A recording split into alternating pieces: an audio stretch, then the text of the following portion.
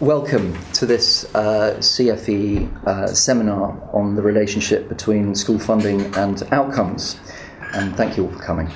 The pertinence of this issue needs no explanation, of course being very much at the forefront of all our minds at the present juncture as policymakers and politicians seek to determine the level of funding they can commit to, how resources should be prioritised and allocated to best effect, and in the most efficient way possible. And I'm sure, like me, you're looking forward to hearing from our expert panel the benefit of their research and their recommendations on these matters. My name is James Croft.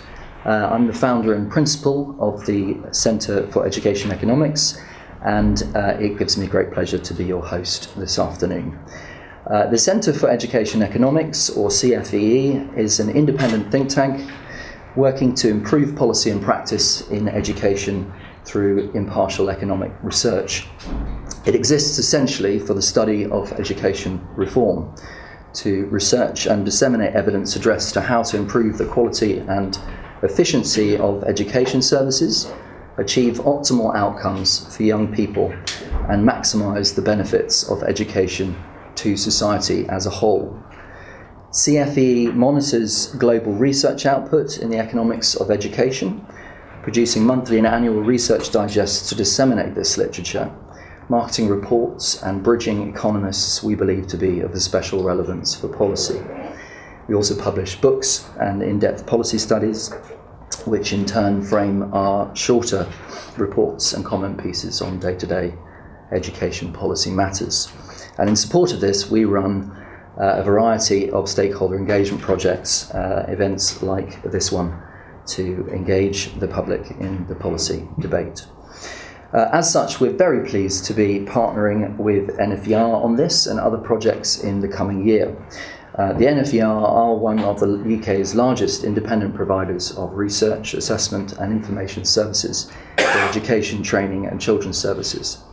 And like ourselves, are committed to the provision of independent evidence, which, deployed rightly, has the potential to improve education services and training provision, and hence the lives of learners here and around the world.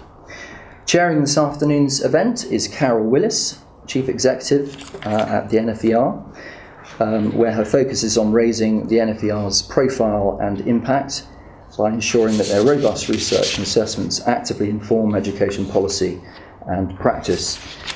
She's committed to promoting quantitative analysis in education and making better use of the rich administrative data sets now available to us to understand how to improve education outcomes. Before joining the NFER, Carole was Director of Research and Analysis at the Department for Education, and doubtless some of you will remember her from that time. She was also the department's Chief Scientific Advisor. She had responsibility for leading the DFE's community of analysts, setting direction for the department's research activity, and building capability to use analysis and evidence effectively to drive education policy reform. So I'm going to hand over to Carole now to introduce our speakers and offer her introductory remarks. For those of you on Twitter, you can pick up a link to the live feed and forward it to colleagues on either at CFEDN Econ, which is us, or at the NFER Twitter feeds. Our hashtag for our events is hashtag CfEE Forum, which appears on the slide there. Good. Carole, go ahead. Thank you very much, James, and a very warm welcome from me to this afternoon's seminar. And to all our viewers on Periscope. I know we've got at least 40 people watching. We'll be live streaming today's event. Now, school funding has increased very substantially over the last 20 years, as we'll see later this afternoon. And over the last 2 years, funding per pupil has fallen in real terms against a backdrop of rising pension and national insurance costs. This is the first time that we've seen a real terms reduction in per pupil spending since the mid-1990s. Most of you will have seen that this was a big, heated topic for debate in the run-up to the election, and there were calls from across the education sector for funding levels for schools to increase. And indeed, all of the parties included proposals within their manifestos about how to increase funding for schools and how to review the national funding formula. But what does all of this really mean for schools, for parents and for pupils? What should that money be spent on? And how will changes in funding levels feed through to changes in outcomes for pupils? So today, we have, I'm delighted, a very eminent panel of knowledgeable speakers who are going to help us unpick some of these complex issues. Ben Durbin is head of our international team at NFER and is responsible for our portfolio of work across different countries and for our work in delivering and analysing data from the large international surveys such as PISA. Sandra McNally is Professor in the School of Economics at Surrey University. She's a busy lady. She's also Director of the Centre for Vocational Education Research at the London School of Economics and Director of the Educational Skills Programme at the Centre for Economic Performance. Sibieta is Programme Director responsible for Education, Employment and Evaluation at the Institute for Fiscal Studies. He's worked extensively on a range of areas, including school funding, and many of you will have seen his work or heard him commentating on Radio 4 about some of the funding changes. And finally, Mark Parrett is an audit manager at the National Audit Office with responsibility for value for money in education. Each of our speakers has about 15 minutes to speak. We're going to kick off with Ben and Sandra, and then we'll have just a short 10 minutes for any quick questions or comments that you have. We'll then hear from Luke and Mark before I open up the floor to wider discussion and debate. So, Ben, over to you. I think you're going to give us a bit of an overview of the international context. Thank you, Carole. So my job this afternoon is to begin by placing this topic into that international context. Andrew Schleicher was not available to do that this afternoon, so I'm afraid I'm going to do my very best imitation of him. You can let me know afterwards how I did. Hopefully the charts will be a little bit more legible, but we'll see. So, unlike an advert for a financial investment, I'm going to put all of my caveats and health warnings up front. So often you find it in small print, hidden away at the end. I don't think that's particularly helpful when we're talking about research. So we're going to be making some international comparisons here, looking at how the funding situation in the UK compares to elsewhere. So as we do that, I would ask you to bear in mind that different countries have very different contexts in terms of the historic levels of spending, in terms of the institutional arrangements that are in place, and in terms of the student body, the makeup, the characteristics of the students.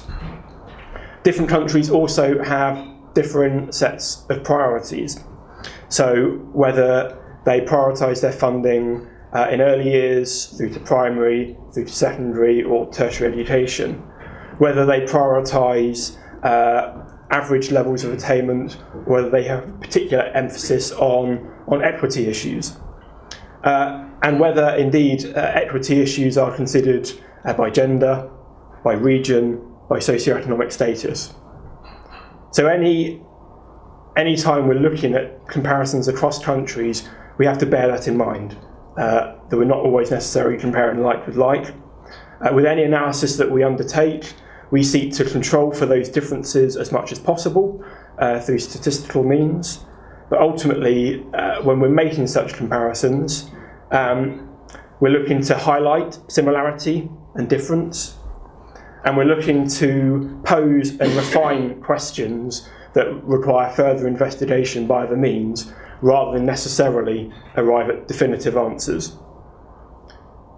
That said, hopefully what I'll go on to share with you now will provide some interesting food for thought and set up some of the subsequent insights that we'll hear from the other speakers. So the first thing to take home from this is that UK education spending is in fact comparatively high. What we have here is a long list of countries looking at how much they spend over the course of an entire child's schooling career between the ages of 6 and 15. So it's cumulative spending. It's adjusted to account for some of the cost differences. So these are in purchasing power parity prices. So that takes account of the fact that the exchange rates. And what we find is that the UK is right near the top of the pile. So if, for example, so we have $115,000 as the expenditure over a child's lifetime. If we compare that, for example, to New Zealand, which is down here, spending more like $80,000 over a lifetime, and start to think about what that discrepancy means. If New Zealand continued to increase its spending at about 3.5% per annum over and above the UK for 10 years, at that point it would catch up. However, you would still then be looking at each child entering the system only just beginning to receive that level of funding. So it could be another 10 years before that child has gone through the entire system. So we're looking at potentially, even with a kind of a relatively quick narrowing of the gap, kind of a couple of decades worth of difference. So the UK, in terms of the bigger picture, is spending relatively high levels on education. Furthermore, historically, the amount, not sure what's happened there, category name green is UK, category name grey is the OECD average. Interesting. So, we've redacted our slides apparently. So what we can see here is that over the course from 2008 to 2014 being very significant in light of some of the things we'll see in a moment, but over that period, per pupil spending increased by around 30%. Again, far quicker than the OECD average and many other countries. It's worth noting that this is per pupil spending, so the absolute level of spending has increased even faster than this, because the number of pupils in the UK, as we know, has been increasing. So in terms of some of the other countries, for example in Korea, which has seen the most significant level of per pupil spending increase, actually partly that is due to falling student numbers. So they've seen student numbers fall by around 20% over that period. Conversely, Turkey, second on the list, has seen its student numbers increasing by 20%. So in fact, to have seen per pupil spending increasing to this extent is a massive increase in spending in absolute terms. Their education budget has increased by 76% over that period. So as you can see, the UK is spending a lot and the spending has increased. But what does that tell us about education outcomes? If we now look at total spending per country and compare it to their results in PISA 2015, this is what we see. I'm sorry that's quite small, but down the bottom we have this average level of spending per student. So the UK sits with this 115,000 level here. And then up here we have the PISA score in science. Now that is only one outcome measure. It is PISA, which measures a very specific thing. It's science, and it's 15-year-olds. That said, the pattern is interesting. What we see is for the lower budget countries, those spending less than $50,000 over the course of a student's lifetime, there is a strong positive association between spending and outcomes. If we then look at the blue dot countries, those spending more than $50,000 per annum, there is no such relationship. So on the one hand, you can look at Poland and Denmark, which are Poland here and Denmark are up there. They have roughly the same PISA score, and yet there's a massive discrepancy in spending. So Denmark spends 50% more per annum than Poland on education, and yet their outcomes are the same. Conversely, Iceland and Finland spend very similar amounts, but Finland scores much better on PISA. Now, Sandra and Luke are going to pick up this in a bit more detail later on, but at face value, what this seems to suggest is that there is very little relationship between overall levels of spending in a country and the educational outcomes they achieve. So that's all very well looking at, in very broad terms, big numbers on charts. How does that translate into life in a school, or as a head teacher who's trying to make ends meet, who's trying to make decisions about how you prioritise your spending in the face of potential budget squeezes? So let's look now at what head teachers say in different countries about the extent to which resource constraints are a hindrance to delivering educational outcomes. So we have here, up the left-hand side, we have the percentage of cases where the head teacher is saying that a particular area of resource is a problem for them. And the two categories are firstly the quality of the physical infrastructure, so buildings, lighting, the kind of the physical stuff of schools, and secondly the educational materials. And what we see here is that in the UK, lack of infrastructure is a lot of it. They say this is a significant, or a lot of an issue in around 16% of cases. That's 1 in 6 head teachers saying that. Around 500 schools in the country where the state of the physical infrastructure is, head teachers view, a significant hindrance to education. So we start to wonder about not only how much money is spent, but how is that money being spent? Obviously, there have been schemes in the past, Building Schools for the Future, which invested significantly in the capital stock. And then there have been kind of other questions since about capital spend. The other big important aspect of delivery is clearly the teachers. Now, this is a familiar story to many now, and Mark's going to pick up, I think, on this a bit more later. But if we can see here, we have the extent to which head teachers view a lack of teaching assistant staff are a hindrance to education, and it's significantly less of an issue in the UK compared to the OECD average, whereas in the case of teaching staff, it is much more of an issue.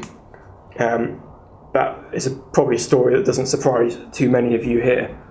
So it's around 43% of schools in the UK highlight concerns, compared to less than 30% across the OECD average. So, what does this tell us in conclusion? One more slide, apologies. So, this data is from a slightly different source.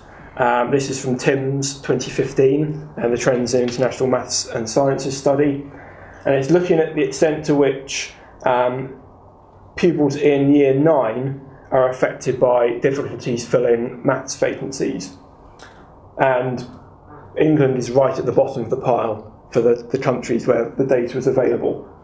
So getting on for half of cases, there are difficulties in filling vacancies. So how do we square this conundrum?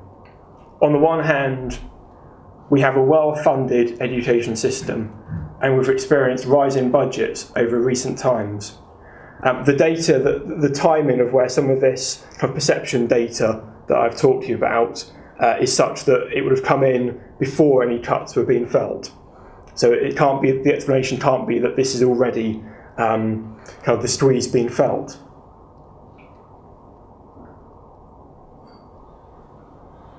There's no macro level relationship between the level of funding and the educational outcomes that are experienced. So the question then, how do we square this? It seems that funding by itself is not the whole story, and instead we have to start considering how that funding is spent. Not just within schools, but also thinking about some of the bigger system level aspects of spending. So to tackle the struggles that schools have recruiting staff and recruiting maths teachers, I would suggest it's probably not enough simply to give those schools more money. It might be necessary to make other investments in the education system around training, recruitment, retention. It's just one example, but it starts to give a bit of a picture of how this is a bit more of a complex and multifaceted question that we're going to be exploring together this afternoon. So, on that note, I will hand over to Sandra, who will be able to dig into a bit more of that detail. Thank you very much. Sandra, I want to build on Ben's comments, and that was perfectly timed, and thank you. So good tone of the afternoon. Thank you, Carole. Please keep me to time, will you? Thanks very much. Thanks very much, Ben. That was a great overview. Okay, well, what I'm just going to talk about in my few minutes is firstly my interpretation of the evidence, because this issue about school resources has been going on for years and years and years in education, and there are hundreds of papers about it. So I'd like to talk about my interpretation of what the evidence says. We have a review that we did in 2013 by Steve Gibbons and myself, where we looked at all the literature and evaluated it, so it's based on that. I'm going to talk about a forthcoming piece of work, a brand new piece of research about funding in English schools and has that had an impact on outcomes, and that's forthcoming within the Journal of the European Economics Association with Steve Gibbons and Martina Viarengo. And then I'm going to just finally talk about what evidence suggests about how funding should be allocated. So the debate, what Ben was saying is something that has been echoed by people in the past. You look at the relationship between expenditure and outcomes, and you don't see a relationship a lot of the time. And Eric Hanushek is a very famous economist, done lots of work in this area, did a big meta-analysis, and famously is quoted as saying there is no strong or systematic relationship between school expenditure and school performance. However, other people, such as Alan Kruger, also a very famous labour economist, says that actually when you look at the really good studies and the really high quality studies and methodologically advanced and with good data, you do get a relationship, a quite a strong relationship. And that debate is what I really recommend people to go to, is to look at the Economic Journal issue of 2003, where you have both papers alongside each other, and they're both excellent papers, and it really exposes you to the complexity of this. I mean, even amongst people who are really at the top of the profession. So what did we do? Well, we looked at papers published since that time in particular, and since that time data has become so much better, and the methodology has become a lot more rigorous as well. And since that time there is now more evidence in support of Kruger's view, with the caveat that the positive impact of expenditure and outcomes is highly variable in the magnitude. So some people find very, very tiny effects and other people find very big effects. So how big is the magnitude? Well, first of all, imagine ranking students on 1 to 100 on a scale of achievement. 1 is the worst, 100 is the best. So if England is 50 in the scale, Singapore, which is the leading in maths and PISA, would be 80, about, judging from where they are right now in the scale. So we want to catch up with Singapore. We need to move from 50 to 80 roughly. Now, from our review, the smallest detectable effect of expenditure would be moving people up from 50 points to 51 or 52 points. So it wouldn't get you very far, and it certainly wouldn't pass a cost-benefit test. However, on the upper end, you could increase expenditure. The largest impacts would be to move people from 50 points to about 60 to 62 points, which is actually a very big impact. By any kind of education standards of evaluation, that's a very big impact. But that would be a cumulative impact after about 4 years. And what does that mean in terms of cost benefit? Well, you have to kind of think about what does that mean in terms of later outcomes in the labour market and other kinds of outcomes that we want education to deliver. and do a cost-benefit calculation, which you can do either as a back-of-envelope calculation, and that sort of number, that sort of effect would easily pass a cost-benefit test on reasonable assumptions. And ideally, what you'd like to do is actually link people to their later outcomes in the labour market, looking at the impact of expenditure on earnings and employment and crime and health and those sorts of things. And I know Luke is going to refer to some papers that actually do that. So you could also ask, well, is this... I mean, before I move on, I think it's probably worth reflecting on why this... Why do people find no effect when they look at the relationship between expenditure and outcomes? Well, it's because there's so much else going on, basically. And it's because that expenditure is often distributed to schools in such a way that it goes to schools with more disadvantaged students, more special needs students, more ethnic minority students, and so on. And within schools, it can be allocated to those people as well. So you give a smaller school class perhaps to students with particular difficulties. And a lot of resources can be used in that way. And if you're a country like England, where you have got lots and lots of people at the really low end, a lot of money is used like that. So when you look at a relationship between expenditure and outcomes, it looks as though nothing is happening. But really, you have to kind of dig deeper into that to find out about cause and effect. So you should never look at a graph between expenditure and outcomes and imagine that gives you a causal impact, because it doesn't. In this context, it's just not right. So we shouldn't do that. And that's why we do need careful research, careful evaluation methods to really investigate this, because it isn't simple. So you have to look beyond what the initial descriptors will tell you. So on the research on teacher quality, now teacher quality is an area that most economists actually completely agree with on the research, that if you have a teacher in the top quintile rather than the bottom quintile, that's the top fifth of the distribution rather than the bottom fifth of the distribution, you'd move students from the middle of the achievement distribution to the 58th percentile. So in other words, from 50 to 58 in a single year. So those estimates are near the upper range of the effects for changes in expenditure or class size, except that the effect for teacher quality refers to impact over 1 year. So if you could improve teacher quality by a magnitude like that, it certainly would be more cost effective than increasing expenditure by 30% over 4 years. The difficulty is, it's difficult to know how you improve teacher quality, especially by that sort of magnitude. And it's also difficult to think of ways to improve teacher quality that ultimately don't cost more money, because most policies, especially big policies in education, are expensive.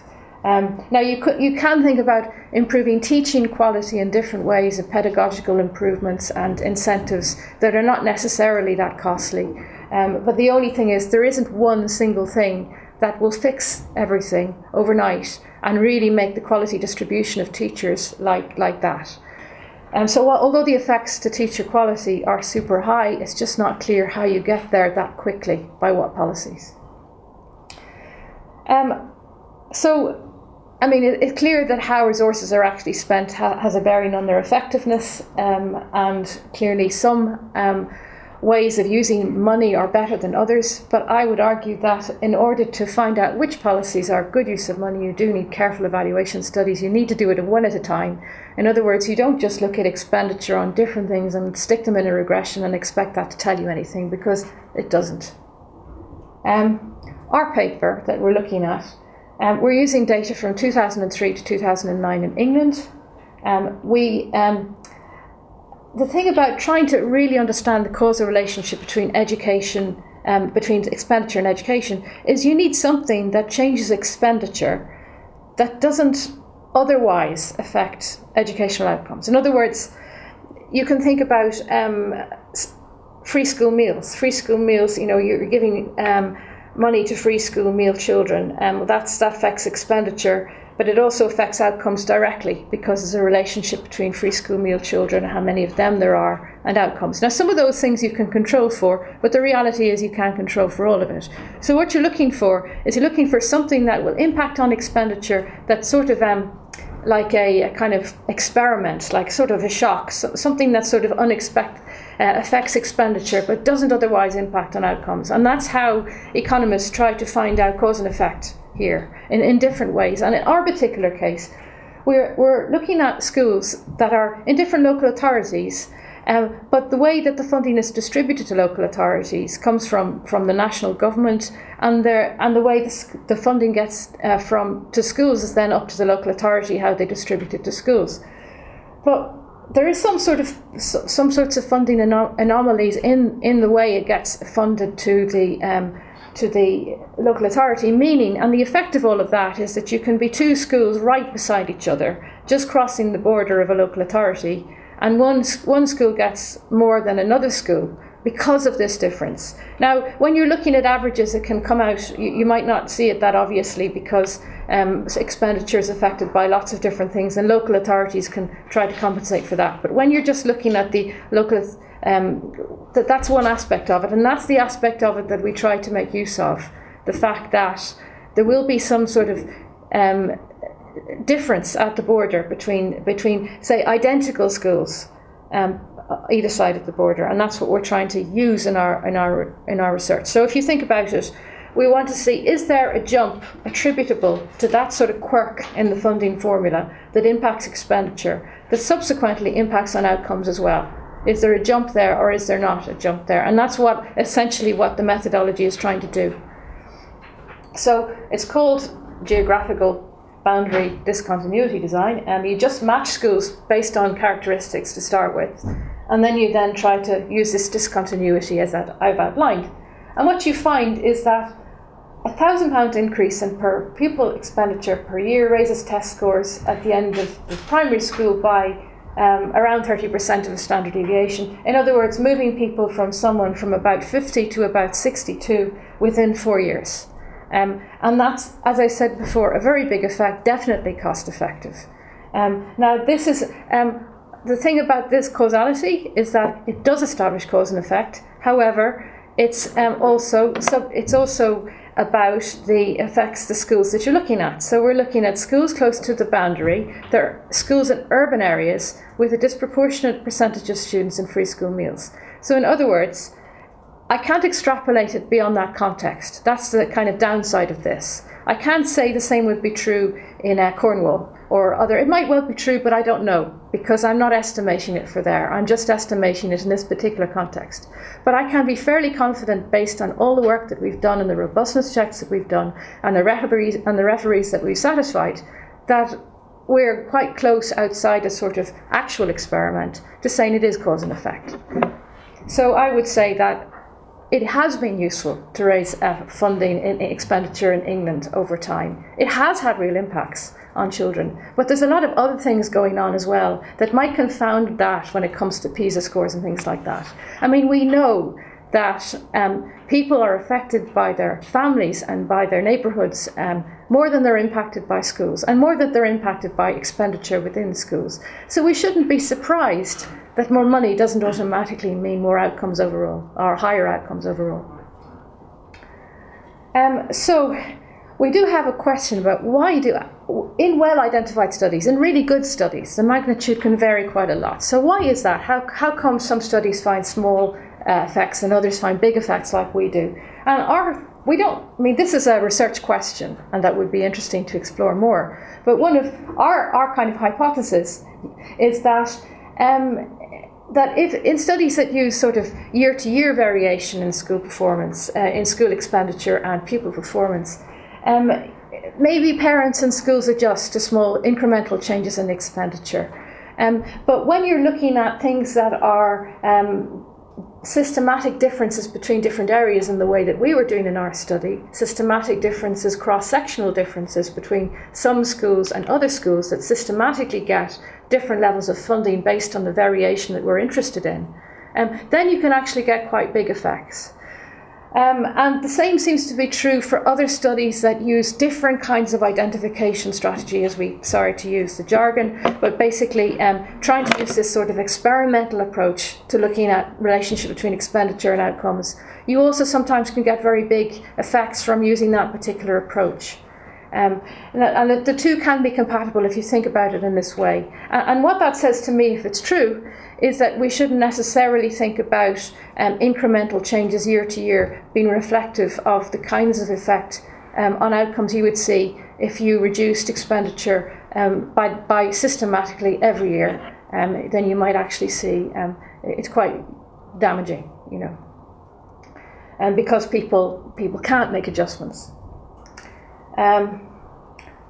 Okay, so to finally finish, I mean, I know Luke is going to talk about early years investment, and that's especially important, it's true, but I would say please don't neglect other phases of education, because even it's very common in evaluation studies to find that the impacts of policy fade out. So, for example, you could decide I'm going to invest massively in primary schools, but it stops, like the effect stops. And some people find it comes back again later on in terms of other outcomes. But really, you really need to reinforce investments throughout education, and yet bearing in mind as well that the relevance of different expenditures and the aim differs as people vary through their career. As they become teenagers, their needs are different. Secondary school pupils get more money per head because I think education at that age is so much more demanding in many ways than primary education. I would say the inequitable allocation of resources in post-16 education is particularly unfair. It's very hard on people who don't do A-levels, for example, which are actually the majority of people, and it just doesn't get enough time and attention from people that actually the FE sector is being hammered by cuts and has actually seen reductions over time. And it would be good to sort of build awareness of this issue, because it really is very unjust. Sandra, thank you very much. That was really helpful and a very clear exposition of what I know is a very technical set of analyses. So yes, so we've got 10 minutes now for some quick questions. Chris. Thanks. Chris Waterman. It would be interesting if you could kite mark high quality and low quality research, because you spoke about that quite often, and it's very difficult for lay people to understand which is which. Just a comment. And can I assume that Ben was talking about secondary all the way through? So the total spending figures? No, all of the examples. You mentioned 500 schools at one stage. So in the case of respondents to the PISA survey, which some of those head teacher perspectives are from, that would be at schools where 15-year-olds are, so secondary primarily. And then Sandra, were you talking about primary schools? Actually, one point I didn't make was that a lot of the research evidence, and that's good research evidence, actually comes from primary schools, not secondary schools. I think it's important to make that point. I know. Because you're talking about key stage 1 to 2, which is very different from 15-year-olds. Actually, when we were doing our literature review, we found that studies that used the same methodology on both primary and secondary schools came up with pretty similar impacts of expenditure and outcomes. But most of the really good studies have actually been on primary schools, because for various reasons it's easier to do in primary schools than secondary schools. In terms of kite marking high quality research, I think one kite mark is where it gets published, if it gets published, and where it gets published. I think sometimes that gets a bit lost in kind of popular discourse. You know, people don't know these things, but I think, you know, it is actually important that that we do go through referee process, and that there is all of that. I mean, those of us who are in it can hate it at times, but I mean, it's good in the sense that it gives somebody else's view of your work who are really peers in the area, and there is a sort of a sense of what the ranking of the journals are that the universities get explicitly rewarded on, and that's why it's important to do good academic research in this particular area. So we shouldn't rely on the Daily Mail? Absolutely not. I think we can all sign up to that one. We'll perhaps come back to the differences by phase in the longer discussion at the end. There's a gentleman at the back, and then I've got a question there. Thank you, John Housen. A couple of comments and questions, really. In the OECD study, you talked about the purchasing power index. One of the things we know is that the schools are very heavily dependent on staff. Yeah. To what extent do those costs take into account the labour market in which schools are working for in terms of professionals? I mean, if you think about within the UK, there is a very different graduate labour market in London compared to, say, Northern Ireland, and that may well affect the amount of money the schools have got to spend in terms of being able to operate. The second one, in terms of Sandra's 2003-2009 and teacher quality, one of the interesting things about that period was that it was a period where we went from a very experienced teaching profession with the demographics highly skewed to the upper age end, to a period where we saw a significant retirement boom, and then ended up that period with more than 50% of teachers under the age of 35, and therefore at the beginning end of their careers. And inevitably that may have some effect on quality. And the final observation in terms of the whole problem of measuring this is the increasing impact of parental personal investment from certain segments of the labour market, or certain segments of the school market, in terms of supporting what is going on. So on the one hand, the state is channeling resources towards those who it regards as requiring extra resources for deprivation or whatever is. On the other hand, another group of parents are busy channeling private investment into improving the outcomes of schools as measured by external tests. One final technical point, we haven't had local education authorities for some years, just a local authority with an interest in education. Thank you, John. Sandra, perhaps you want to pick up one or two of those points. I know you've looked at local labour markets effectively in your analysis. Well, yeah, I mean, we on the first point about the OECD, or the I think that the purchasing power issue might be more. I mean, to that point, I do agree that the teaching graduate and graduate labour force is very different in England than it would be. The difference between teaching and other occupations would probably be much bigger, say, in England, I'm guessing, than in Finland, where I think teaching is quite well paid relative to other. No. Well, Gabriel will know. But I think that's a real issue. I mean, the demographic change on the teacher labour force, I didn't know that. But I think that's really interesting. As you know, and also the impact of. I mean, I agree with you on parental investment. I mean, those are all very good points. On the local, yeah, we lapse into the wrong local education authority, but you're quite right. It is local authority. Thank you. Yeah. In terms of the labour markets point, Sandra, your analysis looks at closely geographically located schools with the underlying assumption that the labour market is similar for both, and therefore those underlying cost factors shouldn't be a factor driving the position of the school and the well, I mean, basically it's because the formula given by the government is taking into account the average labour costs in areas.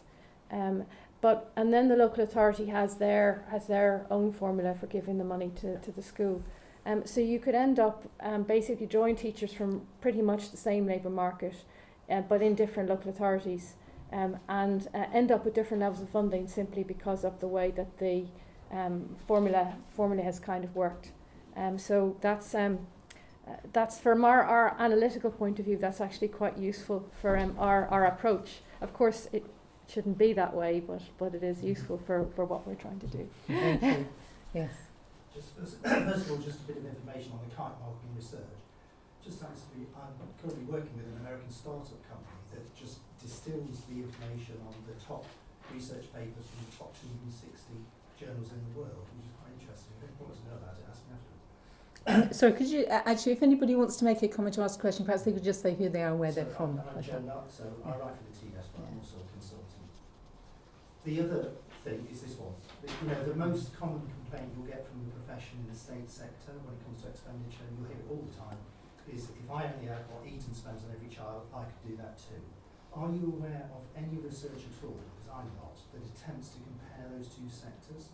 Because again, the way the professions work in those two sectors, in terms of budgeting and awareness of budgeting, for example, phenomenally different. I mean, yes, I am aware of studies that compare comprehensive schools to private independent schools in terms of outcomes and controlling for things. But I don't think that anybody's able to get at what the mechanism is, because there's a different kinds of things that are going on that make independent schools, people from independent schools perform better, which they do in education and in the labour market than people. But it's just difficult to pin down exactly why that is. I'd be very surprised if very high resources wasn't part of that explanation, though. Yes, and with a controversial debate about the extent to which there are top comprehensives who match or exceed the outcomes in independent schools, particularly when you look at progress measures. But yes, there are quite a few debates on that. One more quick question from Bennett, and then when we come to our questions at the end, I'm going to be looking to this side of the room because you've been very quiet, and then we'll move on to Luke and Mark. Bennett. Yes, Bennett Steinberg from Cambridge Assessment. What I'm slightly confused about is, in your experiment, there was a clear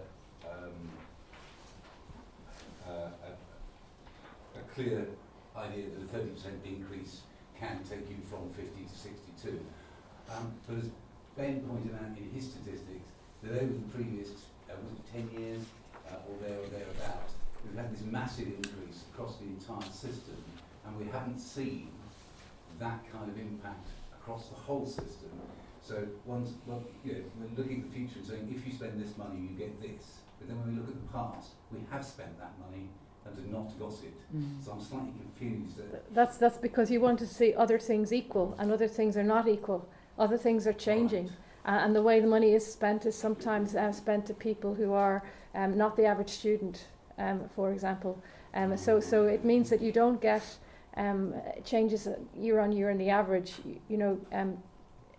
That's why you can't expect that sort of pattern to be observable in raw data when you're talking about expenditure and outcomes. I mean, I wish it were the case, but it isn't.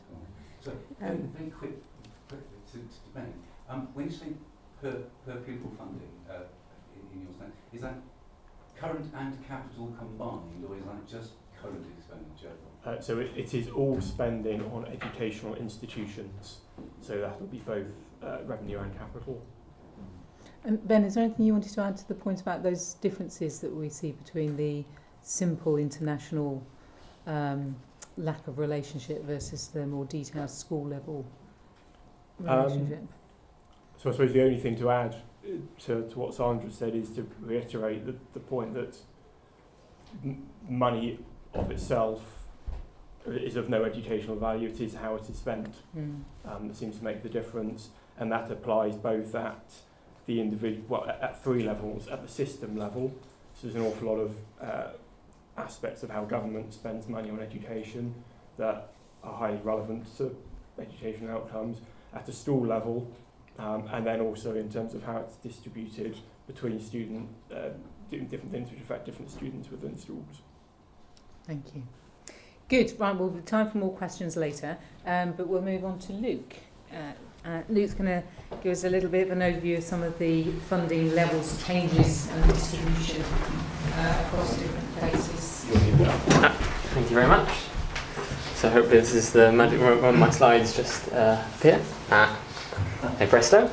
So thank you very much for all coming along, and thank you very much to Sandra and Ben for their presentation. So I'm going to kind of take up where Sandra left off. So I'm going to start by talking a bit more about how funding levels have changed over time, and the likely effects of the new national funding formula that's coming in from next April. And then I'm going to talk a little bit more about some recent evidence coming out of the US that goes a long way much down the line of the Kruger view of the effect of resources on educational outcomes, so they're much larger, but also the context matters a lot, and there are interactions between resources provided at different age groups. And so given that, I'll also finally talk about the allocation of resources across different stages of education and how that's changed over time. Before I begin though, I should thank the Nuffield Foundation, who have provided a lot of support to us in terms of the IFS work on education spending over the last few years. So thank you very much. You may well be familiar with this graph. It was retweeted quite a lot during the general election campaign. It shows the level of spending per pupil at both primary and secondary level in England between 1990 up to 2020, with the dashed lines being forecast based on current policy. And as you can see, there have been big rises in spending per pupil over time. Those haven't been constant over time. Much of the increase occurred over the period between around 1999 and 2010. There was a very substantial increase in funding per pupil of around 5% in real terms at both primary and secondary level over that period of time. Since 2010, there was, before I move on, I should say that some of this increase in funding was a sort of genuine increase in funding provided to schools. Some of it, however, was more of money shifting from local authorities or local education authorities, as they were for some of that period of time, to schools, because schools were given more of the responsibilities that local authorities were doing. So some of that extra money came with extra tasks. It wasn't pure increases in funding. But moving on to the period since 2010, under the coalition government, spending per pupil was broadly constant in real terms, though slightly increased at the primary school level. Since around 2015, we've seen small real terms cuts in spending per pupil, as spending per pupil has been sort of frozen in cash terms and the costs schools face have been increasing. So between 2015 and 2017, there was about 4 to 5% real terms cut in spending per pupil. Over the next 2 years, before the election, there was due to be a further small cut small real terms cut in spending per pupil. However, over the summer, the Department for Education managed to reallocate some of its budget towards schools, which meant that they could have a freeze in school spending per pupil in real terms between 2017 and 2019. So there'll be a freeze over the next 2 years, but in the sort of wider context, we will have still seen about 5% real terms cut in spending per pupil between 2015 and 2019, which is sort of around the top end of the cuts that have been experienced in, say, the last 30, 40 years, with the last time we experienced cuts that have been around the mid-1990s. It's still true to say that spending per pupil is still relatively high in historical terms, but it will be a period of perhaps about 10 years of no real terms growth in spending per pupil, which is quite a sustained period of a freeze in school spending, and that's certainly without precedent. And looking further to the future, there has to be some uncertainty about whether there would be any real terms growth in spending per pupil after 2019, given the sort of horrid outlook for the public finances. The other big policy issue for schools and school funding at the moment is the national funding formula. That's less of a big deal than it would have been, but it still is quite a big deal. Before the election, there were plans for a new national funding formula that would take effect from 2018. This would replace all 152 different local funding formula currently employed by local authorities with one single national formula that would apply right across the country, so sort of nationalising the school funding formula. That would have been a very, very big reform. It would have meant that each area would have got a level of funding commensurate with its needs, and it would have meant that local priorities would have been harmonised into one. So currently local authorities, they have different primary to secondary funding ratios. They would have been harmonised into one ratio right across the country. Now, with the announcement by the Secretary of State in September, the national funding formula will only be used to determine how much each local authority gets. That's still a significant achievement, because we haven't had a formula for determining how much each area gets since about the early 2000s, which meant that needs and funding have got increasingly out of kilter, as local authorities have changed a lot since the early 2000s. Some have got richer relative to the world and some have got poorer, which means that funding isn't quite matched with needs. And it's sort of this variation that creates some of the variation that Sandra is able to use in her paper. So it's very good for research. It sometimes makes bad policy as well. It will get us closer to a situation where similar areas are funded in similar ways, which is a very good thing to happen, and I think hopefully that's a sort of goal everyone can share. I say it gets us closer because there are various transition mechanisms within the national funding formula. I mean, we won't be quite there by 2019, but one has to assume that whatever government is in place at the time will continue that transition. What it won't do, and this is really quite important to emphasise, it will not ensure that similar schools in different areas receive similar levels of funding. Local authorities will still be allowed to use their own funding formula and implement it in their own way. So they can still use different primary to secondary funding ratio still prioritise deprivation in different ways. It just needs to add up to their budget allocation. So they can use the national funding formula if they want to, but they can use something different as well if they want to. So there will be local discretion. What happens after 2019-20 is kind of the big uncertainty around this policy. The government, in its announcement on the national funding formula in September, said it was their intention to move to this original formula of replacing all 152 with one single formula. But intention doesn't necessarily mean precise policy at this stage. Implementation of that full national funding formula would require primary legislation and a vote in the House of Commons, which might be quite tricky. The other aspect is what will be the overall settlement for schools after 2019. There's huge uncertainty about the public finances in general, and that certainly applies to the schools budget as well. So what will happen to the schools budget, and what will happen, will those sort of, will that freeze in the school spending continue? Will it start to go down again? Will it go up again? And one has to think that it's somewhere close to a freeze or going down again, but there's so much uncertainty around public finances at the moment that it's hard to tell. But given the sort of long-term squeeze in school spending for people over the last 10 years, I think it's worth talking a little bit more about the research on school funding and outcomes and what the sort of likely results may be. Sandra's already talked about her research and the review of 2013, but since then there's been sort of a range of different pieces of research coming out of the US that are sort of pushing us further down the view that school funding actually really does matter for outcomes, though it does so in very different ways in different contexts, and to be honest, the differences are fascinating in and of themselves. One paper I really want to emphasise is one that was published in the Quarterly Journal of Economics, which to those who are uninitiated is one of the top journals in economics, so it certainly would have a very high kite mark. But it's exciting for two reasons. One, it has really, really good way of finding variation in school spending that's unlikely to be related to outcomes. It's genuinely likely to be exogenous or sort of convincing variation in school spending we can use to look at the effect on outcomes. Secondly, it doesn't just look at test scores. It looks at adult outcomes in the labour market. It looks at whether these people were employed. It looks at people at their wage rates. It looks at whether they went to prison or not. And all the research at the moment on human capital interventions is emphasising the importance of looking beyond just test scores, that human capital is more than just test scores. So those are the two reasons why it's exciting. And the other reason is it finds quite substantial effects when it implements this. I should say about why it's convincing, actually, because that's really quite important as well. So they use variation in school spending in the US in the 1970s. So up until that point, school funding across school districts was largely funded out of property taxes in the local area. So if you had higher house prices in the local area, you had higher school spending. And that meant there were big differences between less wealthy and wealthy areas in terms of levels of school spending. During the 1970s and to some extent the 80s, US courts said that's not fair. And there are some areas that perceive inadequate levels of school funding and ordered states to implement reforms that provide more money to those sort of inadequately funded schools. And it's that variation they use to look at the effect on school outcomes. So there are some areas that suddenly had a surge in school spending which was purely the result, was predictable and purely the result of a court order.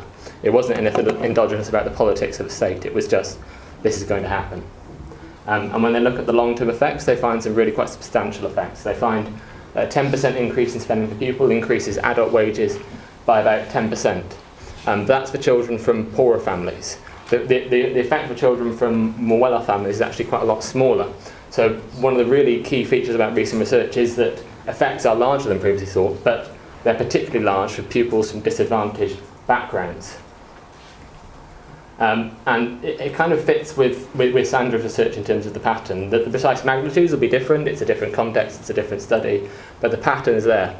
The effects are there, and they're larger for children from poorer families. The second point that comes out as sort of a follow-up paper to this is that the effects are larger when school spending is preceded by investment in the early years. The importance of investment in early years is widely recognised across all sorts of academic disciplines. And the importance of it is widely recognised for two main reasons. Firstly, a sense that children are more sensitive to investments in their early years. They're they're still fresh behind the ears and they're more ready to learn, but also because there's an interaction with later investments. If you invest in children's skills early, it's much easier and more effective to invest in their skills later. A child who comes to school ready to read is going to be ready to receive the effect of any school investments you put in. And there's been research on this sort of greater sensitivity, but less on the interaction point. That it's sort of been hypothesised a lot in theoretical models, mostly developed by James Heckman. But there's been little sort of empirical evidence on what's known as dynamic complementarity. And what the authors of this sort of second paper do is they look at the interaction between these sort of court-ordered school spending reforms with the rollout of the Head Start program in the US, which was a program that provided sort of high-quality childcare to disadvantaged families starting from around the late 1960s. And you see a really big difference in the effect of school spending depending on whether children received Head Start or not. So those who didn't receive Head Start, there was a sort of small effect on school spending on adult outcomes. It was positive, but it was relatively small. For those children who did receive the Head Start program, a 10% rise in school spending led to an increase in adult earnings of about 15%, quite a substantial effect. And one of the most astounding findings I've seen is that it reduced the risk of incarceration by 15 percentage points.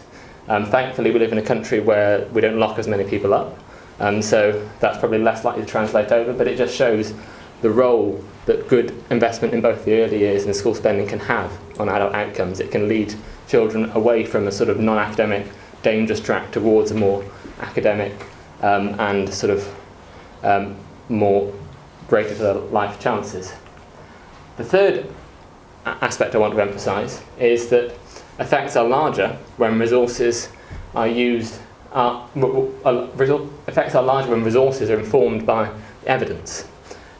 So it's already been mentioned a lot that there's been this big increase in teaching assistant usage in England over the last 20 years, and the numbers of teaching assistants have gone from, say, around in the tens of thousands in the 1990s to now around 250,000. There's been a very, very substantial increase in the use of TAs, and that's one of the sort of what did we spend the money on in the 2000s. A large part of it went on increasing numbers of teaching assistants. Unfortunately, most of the existing evidence says that for the large part, teaching assistants are deployed in relatively ineffective ways across schools in England. That's not to say they are ineffective in general, that they're a bad thing or we should get rid of them. It's just that on average they are deployed in relatively ineffective ways, and they could be deployed in more effective ways. And in particular, the Education Endowment Foundation have done a range of randomised control trials since their establishment in 2011, and looked at the sort of interventions that involved teaching assistants and produced a sort of really good set of resources on how schools can make best use of teaching assistants, and sort of try to produce a really clear evidence-based list of which interventions work. And there's actually remarkable consistency in terms of which ones work and which ones don't. And one of the sort of strongest aspects is structured one-to-one TA-led interventions as sort of catch-up programs for literacy and numeracy. There's almost a very clear position that they lead to around 3 to 4 months extra months of progress than a business as usual scenario, and that enables children who would otherwise have fallen behind to catch up with their peers. So given this evidence on the sort of interaction between spending on different ages, the key question is how much do we spend on children at different ages, and are we getting our priorities right? So this is the graph I showed earlier on primary school spending and secondary school spending per pupil. If we add in early years spending, that only kind of really emerged as a significant public resource element of public spending in the mid-1990s. It increased a bit over time and then was steady, and will further increase over the next 5 years as the entitlement to free nursery is extended to 30 hours for children from working families. But it will still be less than half of what's provided for a child in primary school. It's certainly not a sort of a major element of education spending at the moment.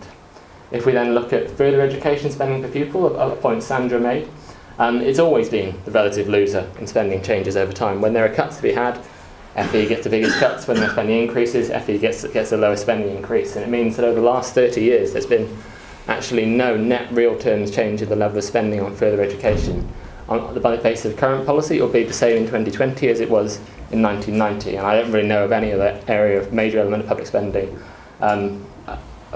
particularly in education, that receives such a difficult settlement. If we then look at higher education, you get a completely different picture. So this is the total level of resources per student going into higher education, so combining fees and any sort of public grants.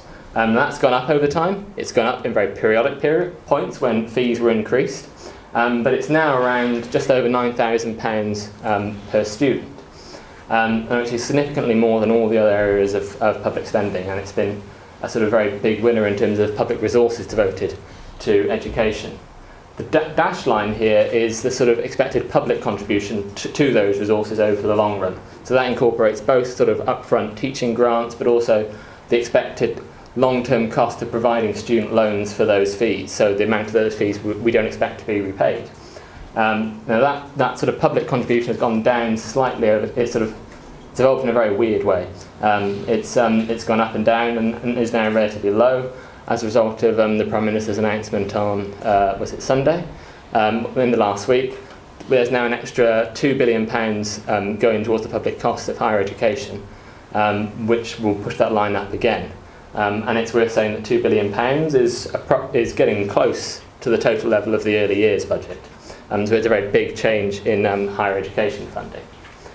So finally, big question, are we getting our priorities right? There's no single right answer to this question, but I sort of have some thoughts on which way round we are at the moment. So there's been a significant rise in early years funding over the last 20 years, but it's still the lowest spending per student across all stages of education. And if you look at the sort of focus of policy at the moment, it's much more about providing affordable childcare and much, much less about providing high quality early years education. There's been a big rise in resources going to schools over the long run. That might have had more effect if some of how it was spent was used in a better way, so particularly with regard to teacher assistants, if they were deployed in ways that have been shown to prove to be effective, they would likely be more effective. Big question mark is what will be the long-term effect of the current squeeze in resources, particularly if it extends beyond 2019.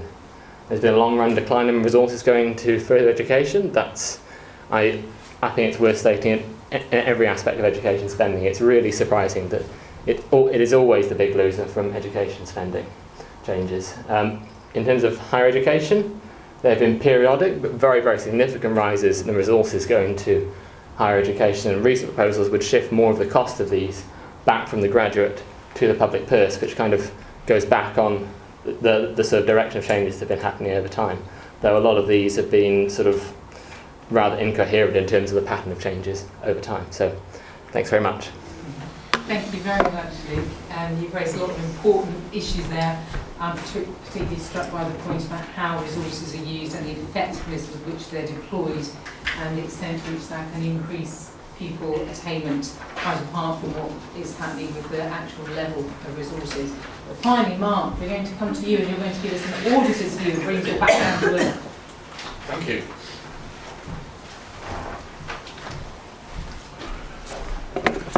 Without too much of a bump, I hope. Right, so I'm going to provide you an auditor's perspective. So, just to go over a bit about what I actually do. So there's an accountability cycle in that Parliament votes money to the Department for Education, who then spend it through the education system. We come along and audit the accounts and report to Parliament on the accounts and on value for money. Public Accounts Committee then will scrutinise the accounting officer about how that's gone, and then the government will respond to Public Accounts Committee recommendations. And tomorrow the accounting officer will be sat in front of them being quizzed about the DFE accounts. That's on in the morning if you're interested in that. So I'm not actually responsible for value for money in education. It's the accounting officer at DFE who's responsible for that. He's also responsible for making sure the money within the system is spent properly and as Parliament intended.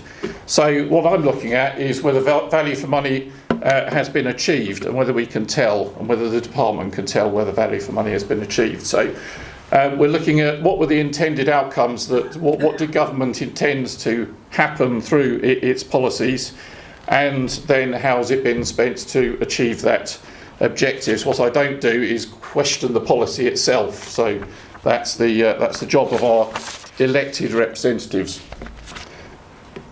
So in terms of what the intended outcomes are, which is a good question if you're looking at the relationship between spend and outcomes, I guess there are various sources in terms of what I'm looking at. So we can go back to the 2016 white paper, and we're still looking at how that has been implemented, but also some of the various things that have been said since then through various speeches, like looking at removing obstacles to social mobility, providing some more support to schools who need it, supporting teaching a bit more as a profession through things like the Chartered College of Teaching, and then also typically we would look at project business cases. So through a particular initiative, through a particular intervention, what did the department aim to achieve?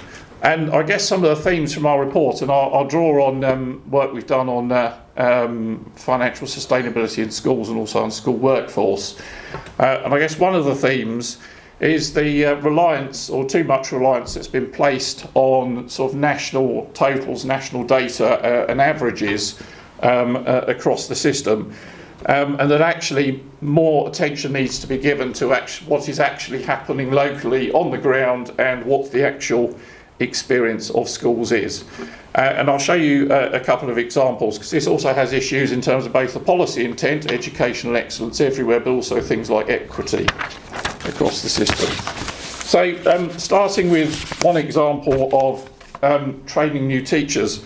So we know that the target for recruiting new teachers to train has been missed for the last 5 years, and also in particular subjects. Some subjects, a few subjects have done quite well in terms of recruiting new trainees.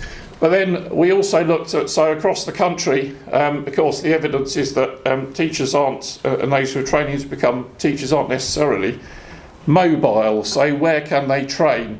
And actually if you look at, and this was from our report in early 2016, and trainee teachers per 100,000 pupils per region, you've actually got quite a lot more training in the northwest compared with east of England and the East Midlands. So in terms of objectives to improve quality of teachers through bringing more teachers in, there's a risk there in terms of where training takes place, but also we found that a lot of the salaried routes, so people wanted to train and earn a salary, are actually in London and the South East. That's where a lot of that is concentrated. So what DfE actually undertook to do is to consider this sort of local need more when accrediting new training providers. So another example, financial sustainability. So this is secondary schools, local authority maintained secondary schools by local authority area, and the colours denote the sort of proportion of schools with deficits of 2.5% or more. The 2.5% is significant because that's the threshold which the Department for Education uses as a means for intervention where schools are running into financial difficulty. And what we found was that the dark areas are, so 30% or more of maintained schools in those particular areas have deficits of 2.5% or more. So quite a significant proportion of schools running into deficits. And what we saw was no particular pattern. I mean, there isn't a particular pattern that emerges from that in terms of where the issues are. And then, in terms of the quality of education, so more recently we looked at the retention and development of the teaching workforce, with one of the objectives being to improve the quality of teachers. And one of the measures is the Ofsted ratings for schools. And a component of that is that assessment is the quality of teaching, learning and assessment. And across the country, yes, more children are being taught in schools rated as outstanding or good. That has improved over time. But there is quite a lot of regional variation. So this shows for each region the change between 2010 and 2016. So you'll see in each region for proportion of pupils in schools rated as less than good. So this just requires improvement or inadequate. So this has dropped in all regions between 2010 and 2016. But there's considerable variation in between different areas of the country. So in terms of the proportion of pupils in schools rated as requires improvement or inadequate, that ranges from 9% in London to 26% in Yorkshire and Humberside. And then in 2016, out of five of the 19 regions, and they're all in the Midlands and the north of England, more than 20% of pupils in schools, secondary schools, rated less than good. So there's quite a lot of regional variation.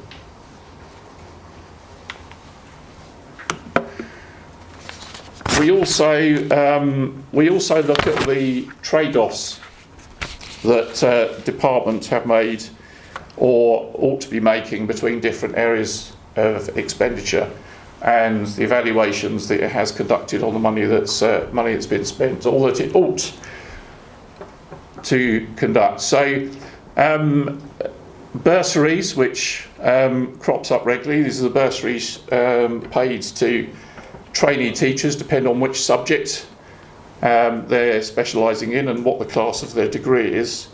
What we concluded last year, beginning of 2016, was the department had some evidence of bursaries attracting people to start training as teachers. So there is certainly some evidence of that through the research that's been done, but not whether they become teachers after they've finished their training. So the department has actually undertaken to do the research to look at whether the enormous amounts we're actually paying out in bursaries are having a positive effect in the system in terms of teachers teaching, and they've undertaken to do that by April 2018.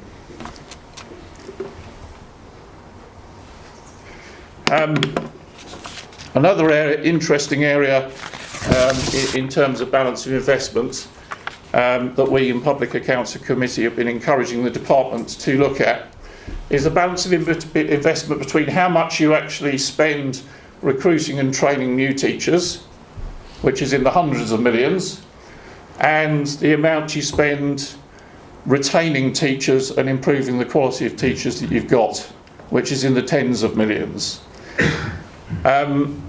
Because having enough high quality teachers in the system is key to making this working. There's quite a strong link, as we saw earlier, between having a high quality teacher, or however that's defined, and having good outcomes. But it's quite a stark difference between how much the department is investing through the system in recruiting new ones and retaining the ones we've got.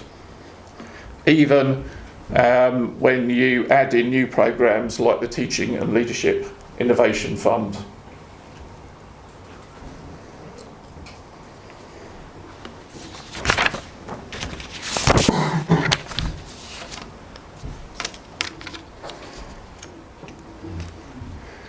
Dodging back to the financial sustainability of schools, and by the way, we should be seeing the Treasury Minute very soon, which sets out how the department responds to the Public Accounts Committee on this particular subject. But on the schools' financial positions, our concern, and that of the Public Accounts Committee, looking back at the session they had earlier in the year, is whether schools can actually make the necessary efficiencies, even with the extra money that's announced before the summer, without harming either educational outcomes or the quality of education. So it's not just exam results or added value scores, but also the quality of education, by which they meant things like class sizes, breadth of curriculum, and the support provided to children who need it in schools. That's aside from teachers. And also a concern that the indicators being used to intervene in schools are actually quite lagged. So added value measures and exam results with the changes that have taken place are actually quite new. So in terms of them building up over time a body of data and evidence to intervene, it could take time. So what is the department using now to spot where problems are occurring because of these decisions that schools are making to make these efficiencies, and how and when is it going to intervene? So those are the sorts of concerns that the Public Accounts Committee had around financial sustainability in schools.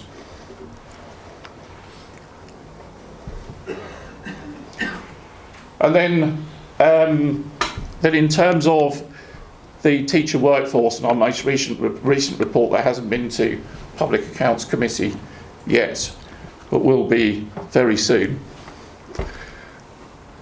So the performance against national indicators, like the Ofsted results, does suggest progress, and more teachers are actually returning to the workforce than they did before, so there are some increases there.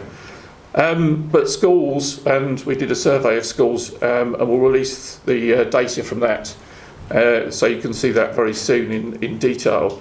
Schools are facing real challenges in actually retaining and developing their teachers, particularly when they're also expected to make such significant efficiency savings through using staff more efficiently.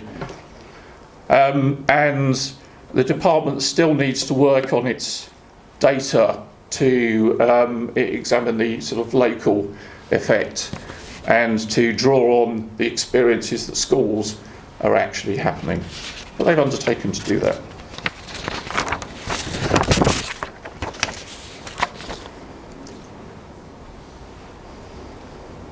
So this is a summary of some of the recommendations we've made in our last the last three reports I've been involved in on financial sustainability in the school workforce. And as I mentioned, to complete the cycle, we've got a Public Accounts Committee hearing to come, and also a Treasury Minute on financial sustainability of schools. I guess one of them has been about clear communication with schools and the wider sector about government's plans. So until our report came out in December last year, the department hadn't explained the full extent of its estimate of the efficiency savings schools would have to deliver, and hadn't explained what it expected in terms of both procurement savings and using staff more efficiently. And another thing is to actually set out, not all programmes have clear measures of success, so it's quite difficult to look at the link between spending and outcomes if you haven't clearly defined what you're intending to achieve. I pointed to examples where we've said the department should do more evaluation around the cost effectiveness of its spend, like bursaries, and also the practical support that schools, where they need it, to actually affect these changes. So some schools don't have the same levels of business management support that others do, for example. And also Parliament wants to be sure that this can all be achieved without affecting adversely both outcomes and quality of education, not just one of those. And then we've also made another number of recommendations around the oversight and interventions that take place and the government takes part in, for example, to prevent financial failure, and the move to a more preventative look at what are the warning signs that a school could fall over, rather than waiting for it to actually happen. Thank you. Brilliant. Thank you very much, Mark. We'll thank our speakers properly at the end. We've got about 20 minutes, 25 minutes now.